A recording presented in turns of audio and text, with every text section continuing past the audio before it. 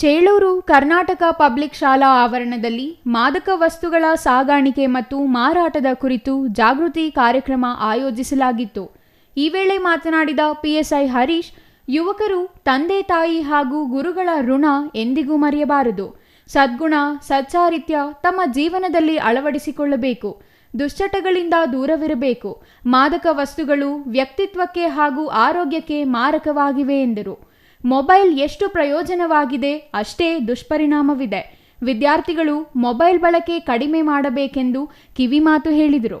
ಮಾದಕ ವಸ್ತುಗಳ ದುರುಪಯೋಗದ ಅಪಾಯಗಳು ಮತ್ತು ಅಕ್ರಮ ಮಾದಕ ವಸ್ತುಗಳ ಕಳ್ಳಸಾಗಣೆಯ ಪರಿಣಾಮಗಳ ಬಗ್ಗೆ ಸಾರ್ವಜನಿಕರಿಗೆ ಅರಿವು ಮೂಡಿಸಲು ಈ ದಿನವು ನಮಗೆ ಅವಕಾಶವನ್ನು ಒದಗಿಸುತ್ತದೆ ಎಂದು ಹರೀಶ್ ಹೇಳಿದರು. ಚೇಳೂರಿನ ಎಲ್ಲ ಶಾಲೆಗಳಿಂದ 1,000ಕ್ಕೂ ಹೆಚ್ಚು ವಿದ್ಯಾರ್ಥಿಗಳು ಚೇಳೂರಿನ ಪ್ರಮುಖ ಬೀದಿಗಳಲ್ಲಿ ಜಾಥಾ ಮಾಡಿ ಜನರಿಗೆ ಅರಿವು ಮೂಡಿಸಿದರು. CS Venkatesh, CTV news, Chelur.